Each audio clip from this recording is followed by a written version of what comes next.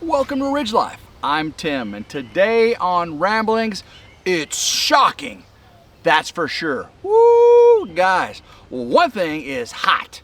It is 97 degrees with 95 degrees with 107 heat index. And this shirt is light gray. It don't look light gray, does it? Oh my gosh, guys, it is a hot one today. And I've been getting it. I've been getting it all morning. Got up about 6:30 this morning and started on it. And it's been a very productive day, that's for sure. First off, you can see behind me, look at this. This is a 168 foot poultry net. 168 foot, 48 inches tall, 168 feet long.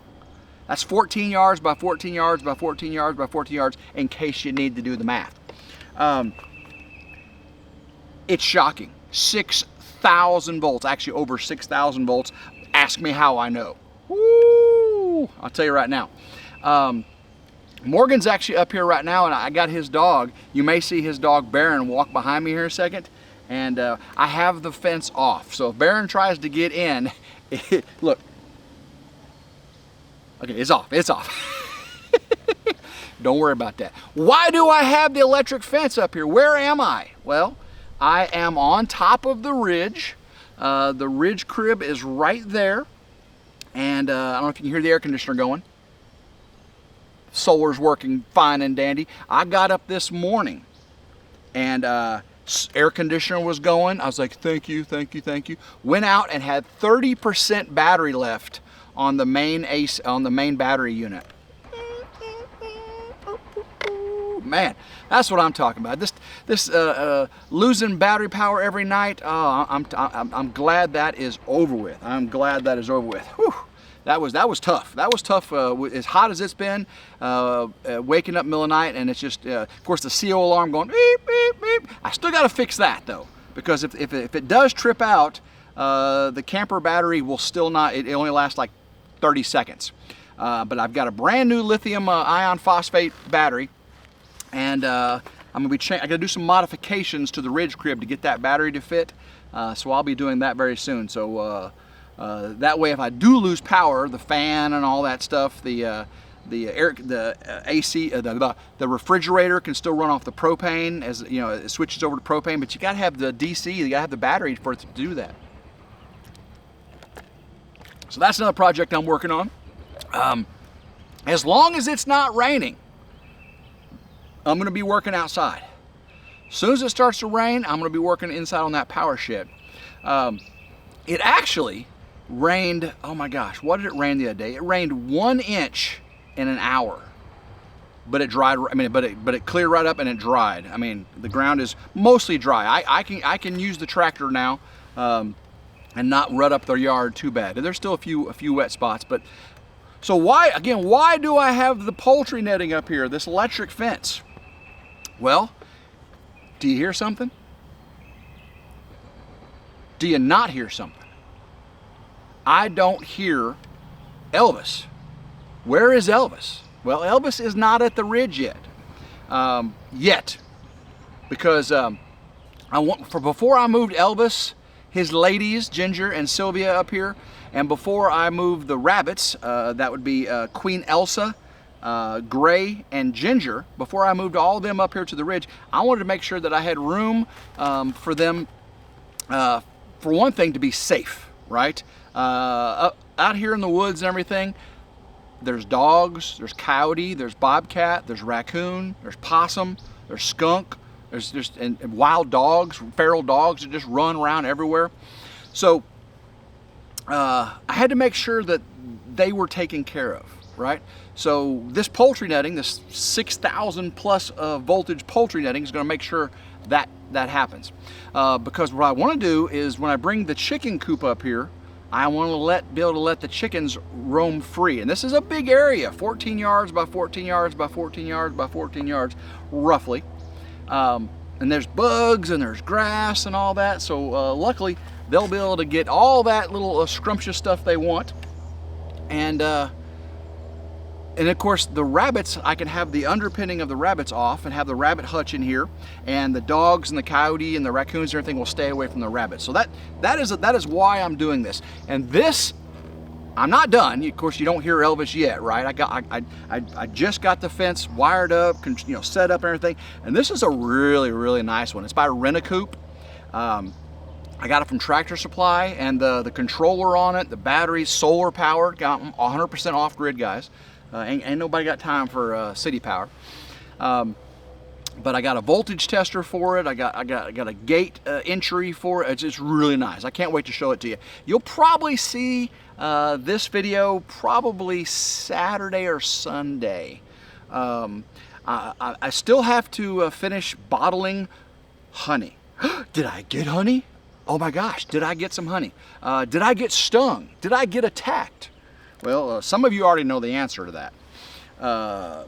Those bees are hot right now. Not only because it's temperature hot, it's because they're mean and nasty. There's no flowers blooming, and there's no nectar out there. They are bringing in some pollen from somewhere, but there's like no nectar coming in. So when that happens, those bees get mean. We call mean hot. Those are hot bees. So I got in there yesterday to get the honey from the hot bees, see how much honey there was left.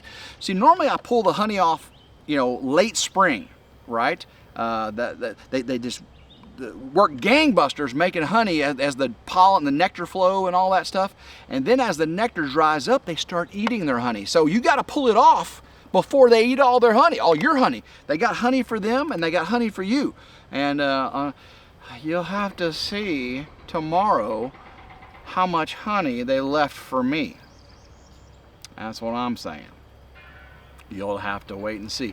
Were they mean? Did they sting me in the eyeball? Well, my eyeball ain't swollen, but something else may be swollen. You'll have to see. Last night on the live, I gave away a bunch of koozies. I gave away RidgeLife Freedom Weekend 2025 koozies that White Rock Homestead had made for me, and also gave some White Rock Homestead koozies away. Thank you, White Rock, for that. So there was 4 winners, and I'll be getting those koozies out to them very, very soon. Congratulations to those winners. Oh, it's hot. So let's see here. So tomorrow, that video, I got to finish bottle. I'm doing something a little different with the bottles this time. I've done something similar to this in the past, and I wish I would have thought about it before I got too far into it, because I could have done a lot more of it. But this is going to be a little unique, and I am going to be doing a giveaway. So I did get some honey. You'll just have to see. But that video should come out probably 3 o'clock tomorrow.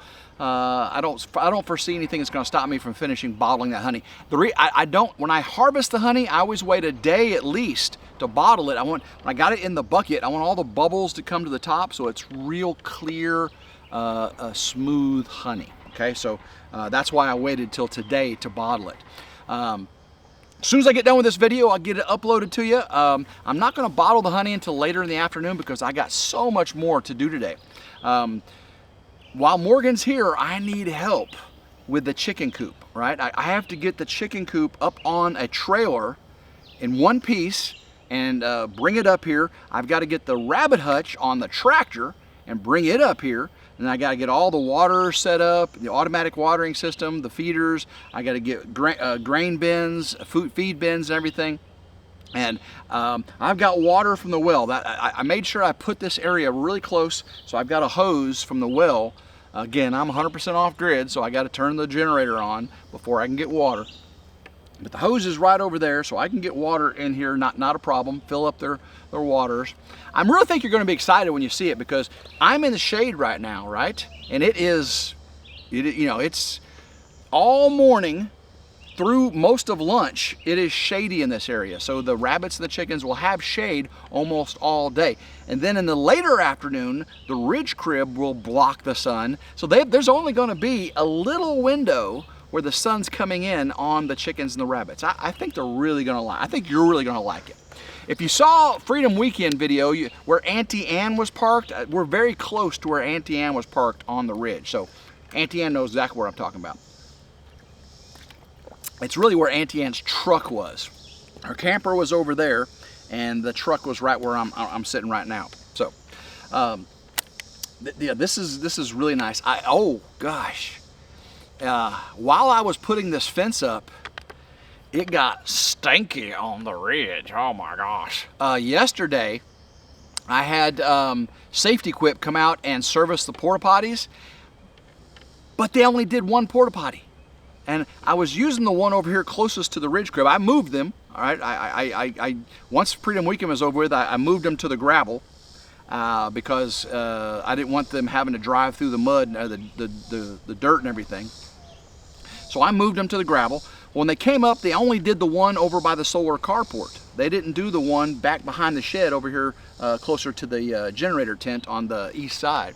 So I had to call them today. So they came back while I was putting this fence up, and I was sitting at the back of the ridge crib in the shade, reading the manual and doing some wiring and stuff. And all of a sudden, you know, he's pumping and stuff. All of a sudden, the wind changes direction. I'm like, oh, whoo! I mean, it was bad. Oh, that dude has a tough job. I probably should go over and given him a tip because, man, he deserves a tip working that job. That was. That was some rough stuff. I'll tell you one thing, I am missing my Meredith, my judge. Talk to her. I talk to her every evening. She's in California time right now. She's in San Francisco. So they're, what, 3 hours behind us.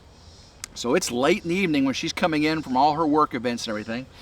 But she sent me video yesterday of what they did. After their meetings, they went on a guided tour of San Francisco. Well, I'm sorry, an unguided tour. Undriver tour. A car-driven, undriver, unguided tour. Tim, what are you talking about? She was in a driverless car, okay? It was her and two of her coworkers. I think it was the president of the company and the vice president of operations, I think. It was a couple of the executives. And so it was the three of them, I think, and maybe been four. They're in a car, and there's nobody in the driver's seat, and they're driving around all of the scenic areas in San Francisco without a driver. And Meredith took video with her phone. It was really cool. I mean, it was really cool. So there's nobody talking. As a matter of fact, if I can, I'll put a link to it. I'll put a little bit of it right here.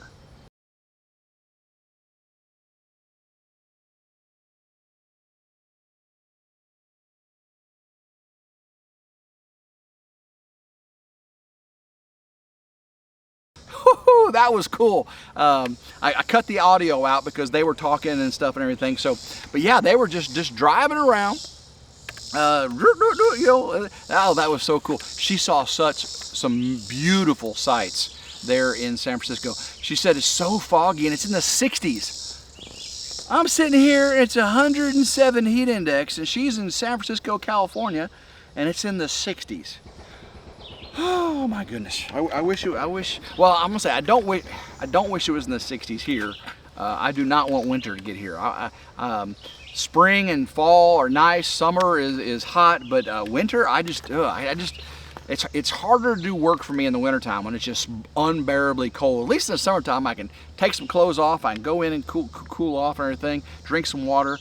But I would prefer to work in the heat than work in the super cold. No. And it's so dreary. It's it's snowy and rainy and icy. You know, no, thank you. At least in the summertime, it usually gets dry, right? And you can work outside a lot. So I mean, it's the give and take. But Meredith should be back tomorrow evening. Now tomorrow morning, my daughter and my grandkids are coming, and we're going to go to the zoo, the Memphis Zoo. That should be a fun time. Now, it's supposed to be one of the hottest days of the year, but she's supposed to get here around 9 o'clock. Now, they open at 9, so it takes us about an hour to get there. So we should be getting there about 10. I know it's still going to be kind of warm, but if we can get there as soon as they, close to when they open as possible, that would be amazing. But yeah, it should be a good time. I haven't been to the zoo in a while. I did buy them that family pass, annual family pass, and I don't know how many times she's used it, but I get to go with her this time, so that's gonna be fun. I think Grandma Carol's going, and Morgan may come. Again, I need to ask Gavin, see if he wants to come too. But it is just beautiful up here. I think the chickens and rabbits are really going to like this area. Where they're at now, next to Grandma Carol's garage, they get a lot of sun on them right there, and it's really hot. But right here, there's a westerly breeze that comes up across the ridge. They got all this shade.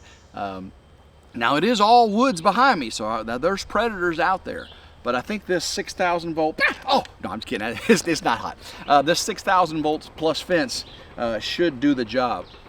And I've got it in far enough to where I can weed eat and spray for, kill the grass and everything. And I think it should be just fine. I have been having a little bit of power issues because I got the big Blue Eddy, I got a smaller Blue Eddy, and I got a smaller EcoFlow, and I'm trying to get the right orientation. Sometimes the EcoFlow charges faster, but it trips out more. The smaller Blue Eddy charges very slow, but it's pretty powerful, so it doesn't trip. So getting the right combination. But the thing is, I ran the generator 0 yesterday, I've ran it 0 today. I just have to run it in the evening to top it off before I go to bed. And that's working out very, very well for me. I'm changing the oil in the generator as recommended. I do have 2 generators, so I swap back and forth. The bigger one, the non super quiet one, it charges the best and the fastest. The super quiet, they're both inverters, but the super quiet one, it just doesn't have enough power to charge all 3 of them at the same time at the high rate, the turbo rate. But I will be leaving to go to David from Come On Homesteadings. His birthday is this week, we're celebrating his birthday this weekend. His birthday is next week. But so I gotta get the diesel tank loaded. I'm taking some steel that my uncle had given him, and I'm also bringing back a jackery that my uncle is buying from him. My Uncle Sonny, he was going to buy a jackery, and I said, David's got like 20 jackeries. He's been doing all the reviews and everything. So he's cutting a deal, and I'm bringing a jackery back, and Uncle Sonny gets a really, really nice brand new jackery, and David gets a little a ching change. It's a service fee, not for the product. It's a service fee for the teach him how to use it. That's how it works. Let's see here. Meredith went out of town. She wasn't supposed to go to San Francisco. She was going to, then they canceled it, and then they redid it. So she'd ordered a bunch of food, but so she had to go out of town. Her kids were with their dad, so I got to bring a bunch of food home. So last night we had this amazing blackened chicken that Meredith had bought me at Grandma Carol's, and we had corn on the cob, and we had this a bean salad. It was really good. Onion and bean, and it had some other stuff in there. I don't know, it's fancy organic stuff, I ate it. It was delicious. So thank you, Meredith, for going out of town and giving me the free groceries. I do appreciate that very much. I'd rather have you back, though. I'd definitely rather have you in my arms than your food in my belly. Now, if I could have you in my arms with food you cooked in my belly, but I'll cook you some food too, girl. I promise. I promise. It's a give and take. It really is. It's a give and take. All right, guys. I am going to take advantage of the rest of the afternoon and get the honey bottled. Maybe even get the rest of the chickens and the rabbits moved up here if I can get Morgan to give me a hand. I do have the electric fence done. It is hot. It is shocking. Well, it's not hot right now. I turned it off to come inside. But I can't wait to show you this because it's a really good system. It's not Premier 1. A lot of people use the Premier 1. This one has the wide at the top, and at the bottom, the little squares get about this big so the baby chicks and stuff can't get out, right? So the poultry stays safer. It's real wide up here and real small. To me, that's like super beneficial. So, all right, guys, love every single one of you. Make sure you hit that notification bell right down there to be notified anytime a new video comes out on RidgeLife Ramblings. Make sure you subscribe to RidgeLife's reviews and how-tos, RidgeLife Ramblings, RidgeLife Lessons from the Ridge. So, guys, until next time, hope everyone has a blessed day. Keep rambling and go RidgeLife. Woo!